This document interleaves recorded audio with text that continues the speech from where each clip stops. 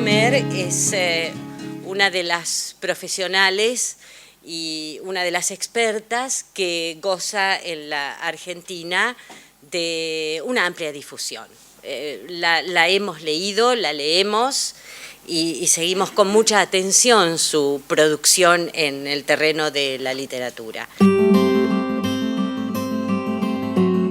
Quiero ante todo agradecer la posibilidad de estar aquí, agradecer esta invitación de la OEI, del Ministerio de Educación de su nación, porque me permite realmente estar entre colegas. Yo me dedico también a formar maestros y, por lo tanto, lo que voy a hablar es una serie de indicaciones para discutir después, porque estamos todos en el mismo trabajo, en el mismo barco, intentando las mismas cosas.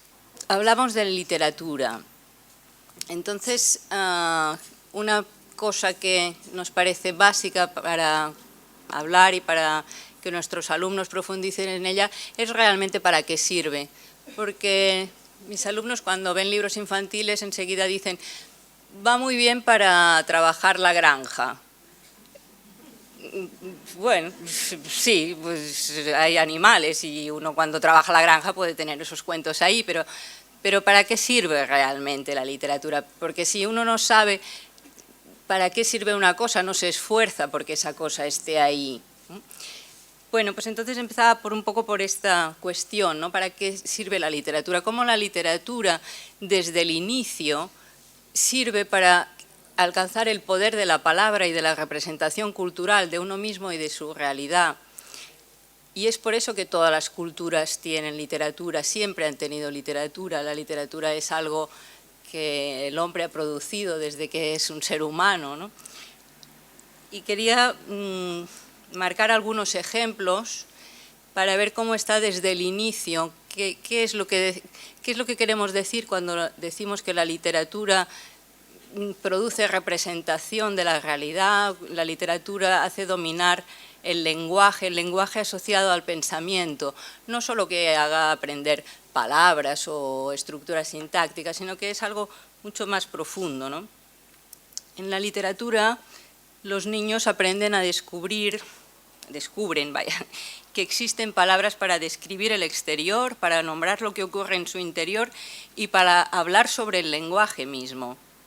Aprenden muy pronto que tanto la conducta humana como el lenguaje son sistemas gobernados por reglas. Ese es un descubrimiento fundamental, que lo aprenden con la literatura y con el juego, porque la literatura y el juego crean una especie de tercera área entre nuestro interior y nuestro exterior, una tercera área donde se puede experimentar, donde se puede uno dar cuenta de las reglas. Y los niños lo hacen, todos los niños juegan, todos los animales juegan incluso, y todos los niños producen literatura, viven en usos literarios del lenguaje que les crea esa tercera área indispensable para su progreso como seres humanos. Descubren pues las reglas, de manera que se dedican a explorarlas, viendo lo que se puede hacer y lo que no se puede hacer, lo que se puede decir y lo que no se puede decir. Constatan, por ejemplo, que no se debe hablar sobre temas escatológicos, de manera que les encanta vulnerar la regla con sus bromas, con sus desafíos, porque han descubierto que eso no se dice, ¿no? Descubren que las cosas pueden invertirse con la palabra y ofrecer mundos al revés de esa norma que han descubierto, de esa regla. Por el mar corren las liebres, por el monte las sardinas, nos dice la literatura. Pasa al siguiente. O bien mundos alternativos, por ejemplo, casas de chocolate, personajes humanizados, cosas que en el mundo no funcionan, pero podrían ser. Ahí hay un sistema de pensamiento alternativo a cómo están descubriendo que funcionan las cosas. Comprueban que es posible dilatar los rasgos y fenómenos que han observado, a menudo exagerándolos a través de excesos e hipérboles. Era tan alto como la luna, tan pequeño como un grano de cebada, y voy citando ejemplos de la literatura tradicional, porque en el folclore están todas estas bases, porque la humanidad lo ha creado para eso.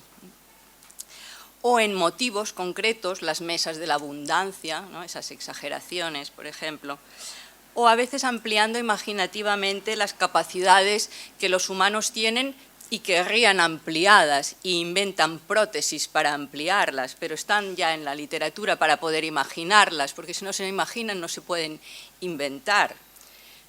Podía volar el personaje, podía hablar con los animales, podía hacerse invisible. Y también exploran lo que hay que hacer o decir para causar efectos sobre su entorno. Por ejemplo, utilizarán las palabras para molestar. De pronto descubren que el lenguaje puede molestar, insultan. Ese chiquito de pronto aprende a insultar.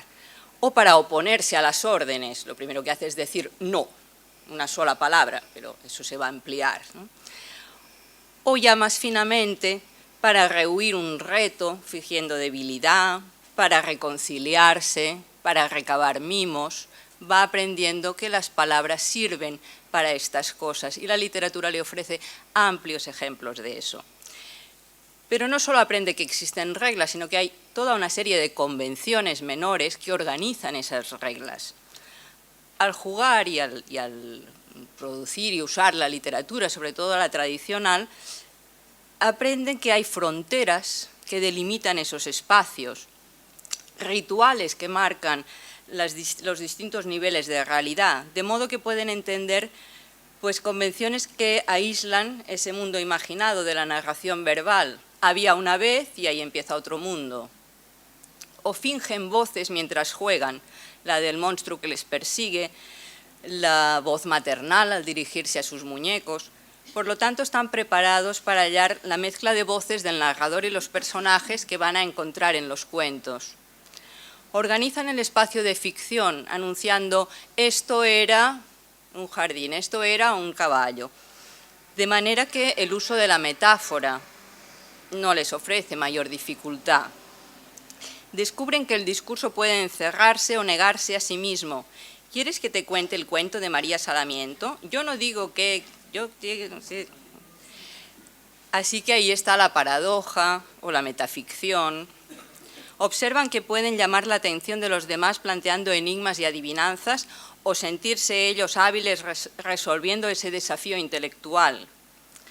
Toman conciencia de que las palabras y el sentido presentan múltiples discrepancias y les encantará explorarlas en los chistes, en los relatos humorísticos que se basa en esas discrepancias, en ese haber creado una anticipación que de pronto se ve cuestionada, se ve anulada, ¿no? A menudo estas acciones implican una fuerte conciencia metalingüística que se traduce en sinsentidos y juegos de palabras, o bien encierran significados no literales, así que determinadas formulaciones, por ejemplo los refranes y sentencias, incluso aunque no los entiendan, como de muy pequeños no los entienden, les hacen notar que hay que explorar por debajo del nivel del significado aparente para encontrar realmente lo que significa eso. También notan que toda esta actividad lingüística produce un placer estético, que les inicia en el gusto de las repeticiones, de las imágenes poéticas, de los ritmos, de las cadencias, de las aliteraciones. Les gusta repetir eso. Cuando ya pueden entender una narración, porque en esto podíamos estar pensando en ese otro tipo de folclore, ¿no? De canción, de refrán, Cuando ya pueden entender una narración o seguir la lectura de cuentos, experimentan un tipo específico de comunicación. Ahí abandonan ese juego exterior que acompañaba normalmente todas estas formas folclóricas y puede decirse que básicamente se sientan y escuchan. Pero esa actitud receptora está muy lejos de ser pasiva, porque la narración organiza un mundo completo que hay que imaginar solo a través de las palabras o con el apoyo de ilustraciones. Y ya en la década de los 80 supimos por Wells, por una investigación que duró 10 años, que lo que parecía que más podía predecir si los niños iban a tener éxito en sus aprendizajes escolares es que les hubieran contado cuentos en la infancia o hubieran mirado cuentos con los adultos. Y entonces Wells dice, ¿y qué tienen los cuentos para tener ese poder? Y su respuesta es porque hacen que tengamos que imaginar todo lo que está ocurriendo solo con palabras, lejos de la situación contextual de la conversación en la que se vive habitualmente. A diferencia de esa situación de interacción habitual, allí se halla un monólogo prolongado en el que las frases se encadenan construyendo una coherencia autónoma.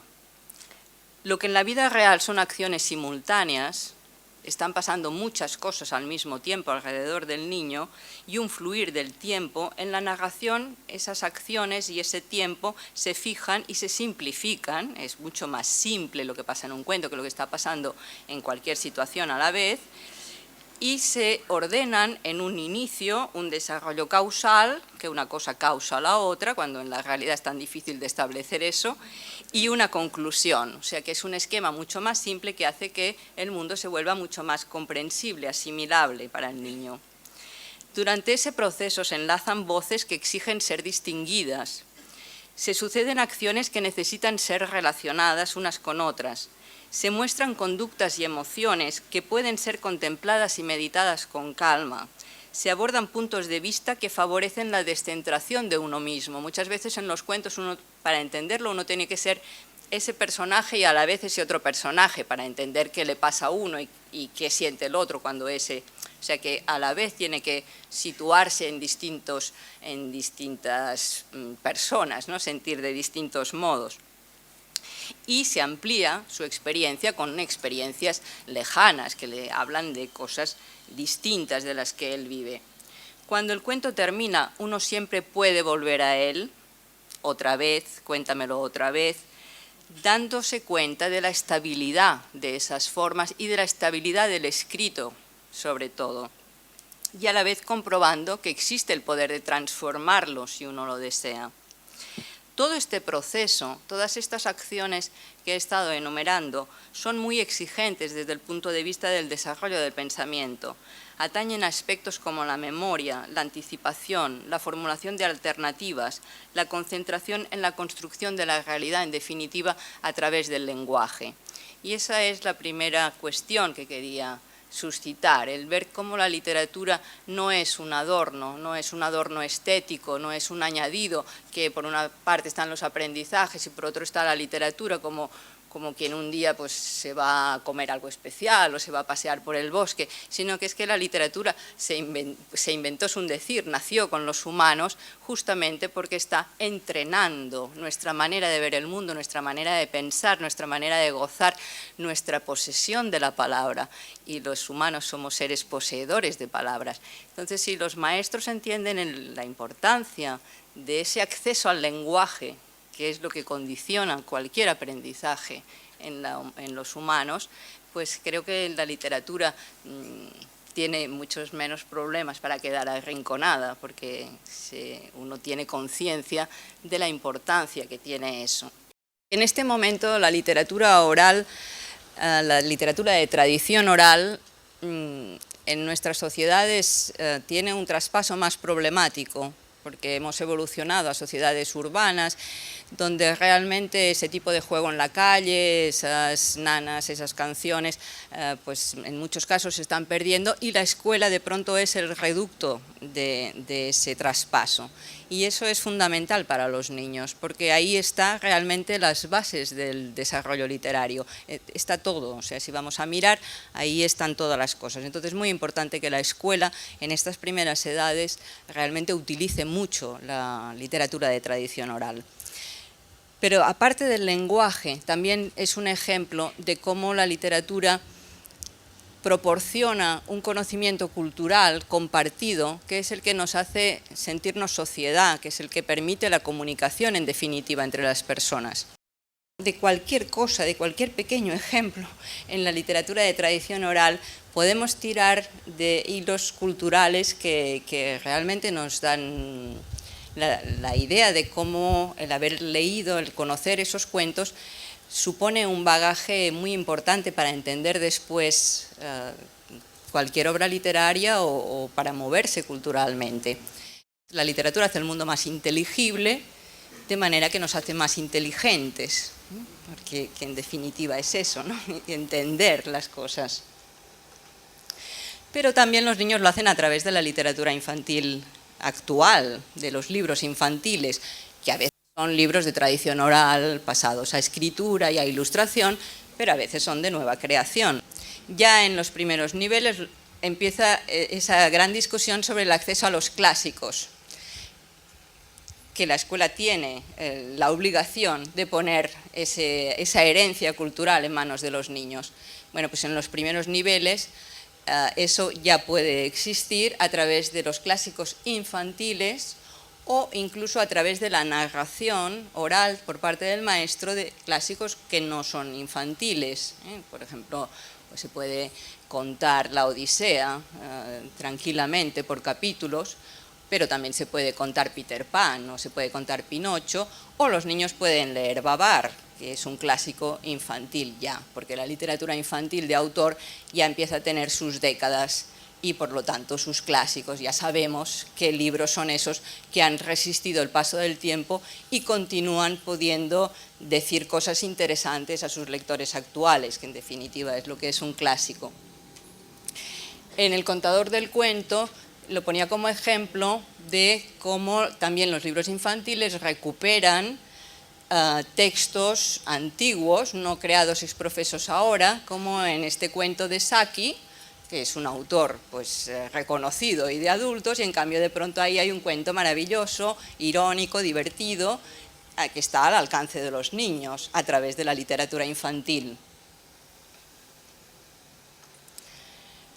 O bien también nos dan la idea de ese funcionamiento de los clásicos revisitados, como hay libros infantiles actuales que juegan con los libros anteriores, que juegan a la intertextualidad, que juegan a las versiones, que juegan a dar la vuelta, y eso los niños también lo pueden aprender en los libros infantiles.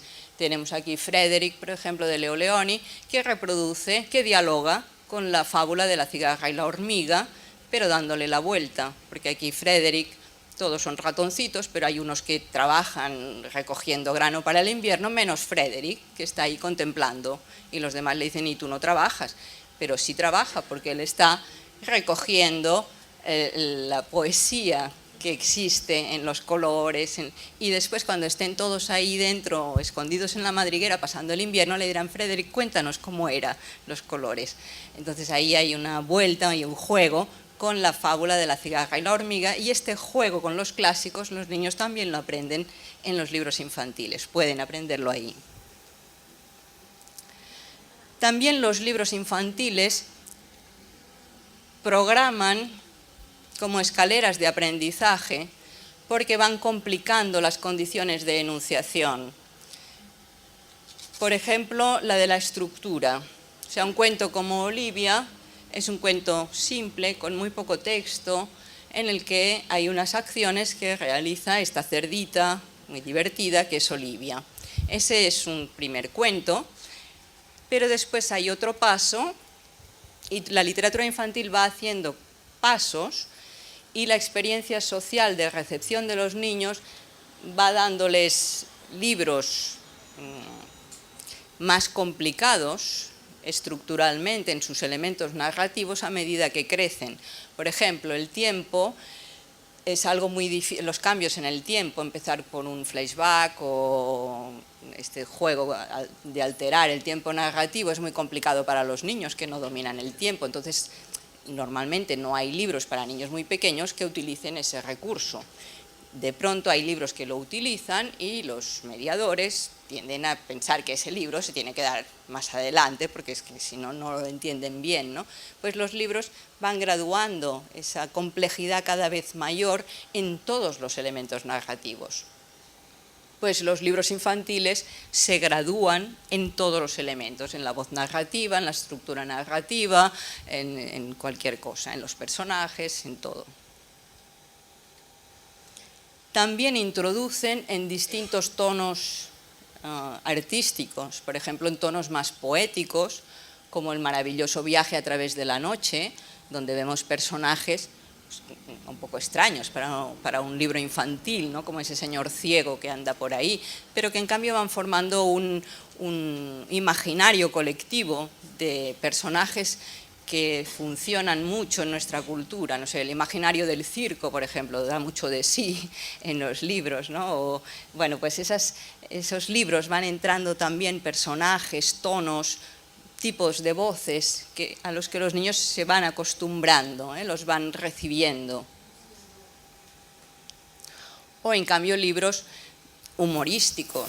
El humor es una de las grandes bases para introducir a los niños en la literatura, porque es que se lo pasan bien leyendo, ¿no? Se les gusta reírse, a quien no le gusta reírse, ¿no? Entonces los libros de humor son una gran baza en nuestro corpus de lecturas. Por ejemplo, en este de Mi gatito es el más bestia, donde, bueno, el gatito está en la mente del narrador, ¿no? Y va contando cosas sobre su gato y siempre lo que vamos a ver son elefantes, ¿no?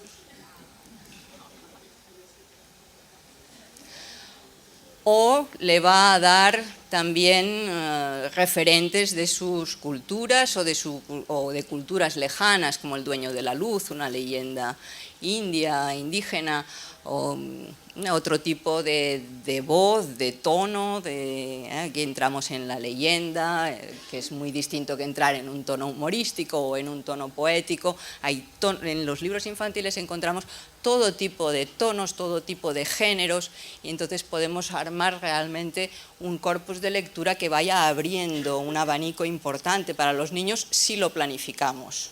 Si siempre les vamos dando el libro que nos ha gustado porque, ay, mira, este es bonito, pues igual después descubrimos que siempre les estamos dando libros de humor o libros poéticos que a nosotros nos encantan. Lo que se trata es de planificar un abanico que nos permita hacer todas estas cosas. O temas sociales, libros de tema social o de realidad social, pues que refleja la que viven, o al contrario, que les refleja realidades muy lejanas. Libros psicológicos, libros intimistas, que también introducen en todo un tipo de literatura muy presente además en nuestras sociedades urbanas actuales. Bien, si los libros hacen todo esto, pero al pensar en niños que están empezando a leer, ¿cómo van a leerlos? ¿Son libros que les tenemos que leer? Bueno, algunos sí les tendremos que leer, pero la producción literaria se tuvo que plantear cómo hacer libros para estas edades, porque hasta la década de los 70 del pasado siglo, más o menos, no había libros para estas edades. Había la literatura de tradición oral, eso sí, pero libros de producción moderna para esas edades, para que ellos leyeran directamente, no, porque si no sabían leer, ¿cómo iban a leer libros? Entonces se suponía que uno estaría con eso del mi mamá me ama, mi mamá me mima, y mientras pues se le contarían cuentos, se le leerían cuentos. Y cuando ya supiera leer, entonces sí se le podían dar pues, cuentos para que él leyera. Pero con el cambio de la pedagogía, de ver que uno no aprende y después lee, sino que uno aprende a leer leyendo, pues empezaron a promocionar libros a la altura de lectores que supieran leer muy poco. Claro, eso planteaba retos importantes, que se abordaron explícitamente al empezar esta época. Porque el problema es que la capacidad de niños de 5, 6, 7 años para entender una historia es muy superior a su capacidad de leerla por sí mismo. Entonces, si un niño se va a esforzar mucho en leer para aprender al final que Martina fue al mercado y compró papas, pues mira, uno decide que no hace falta, ¿no? Porque uno está oyendo historias mucho más interesantes. Claro, entonces, ¿cómo hacer libros que estuvieran a su altura mental y en cambio tuvieran en cuenta sus tan escasos recursos de lectura? Algunas soluciones. Dividir el cuento en secuencias muy cortas para que se pudieran entender sin necesidad de tener la memoria muy sobrecargada de información. secuencias muy cortas para convertir el texto en muy manejable. Teníamos aquí el cuento de Osito. Osito es un cuento que es como historias de ratones, no es igual porque no hay un marco, pero está en capítulos. Y hay estos 4 capítulos y cada uno es un cuentecito independiente. Que se pondrá Osito, la sopa de cumpleaños, Osito va a la luna y el deseo de Osito. Pero es muy interesante porque en el último capítulo, o sea, se pueden leer como capítulos sueltos, pero el último capítulo, el deseo de Osito, cuenta cómo la mamá le dice, ¿qué quieres? No sé, ya no me acuerdo si es para tu cumpleaños o... No, para tu cumpleaños no sé. ¿Qué quieres hacer? ¿No? Y entonces él dice, cuéntame un cuento. Y dice, ¿quieres un cuento de no sé qué? ¿Un cuento de no sé cuánto? No, cuéntame de cuando yo era pequeño. Que es algo que además los niños dicen mucho en esta edad, porque de pronto tienen conciencia de haber pasado la infancia, ¿no? Y entonces la mamá le dice, un día era tu cumpleaños y creías que yo me había olvidado, que es de lo que va la sopa de cumpleaños. Un día tenías frío, que es de lo que va que se pondrá Osito. O sea que de pronto el último capítulo rememora los anteriores, que reproduce en realidad un sistema de funcionamiento de la memoria propia de los humanos. Ese cuéntame de cuando yo era pequeño. Bueno, pues te cuento y tú te acuerdas y el lector recuerda los capítulos anteriores. Por lo tanto, es un libro larguito, digamos, más larguito de lo que sería cada capítulo, pero en cambio hay una ayuda al lector. Los textos son divididos en capítulos y hay una recapitulación. Y además, si después vemos las imágenes, veríamos que cada capítulo está muy dividido en secuencias. ¿Qué se pondrá Osito? Pues Osito dice nieva y Osito dice tengo frío. Y la madre le dice, bueno, ahora sí muy por encima, como os podéis imaginar, tienes frío y dice una fórmula, vete frío que mi osito es mío o algo así, que se va a ir repitiendo porque el niño va a leer más fácilmente ese golpe de bordón, una vez lo ha descifrado. Y la madre dice, ¿quieres que te teja un gorro? Y dice, sí, y le teje un gorro y él se va muy contento y ahora ya no tendré frío. Y lo dice también de la misma manera cada vez, ahora ya no tendré frío. Pero cada vez vuelve y el ritual es siempre igual, vuelve a decir que tiene frío. Y entonces la madre le teje pues, un abrigo, unos pantalones. Y cuando ya el osito está muy abrigado y vuelve, porque es como un juego, ¿no? Pues tengo más frío, pero siempre con el mismo ritual.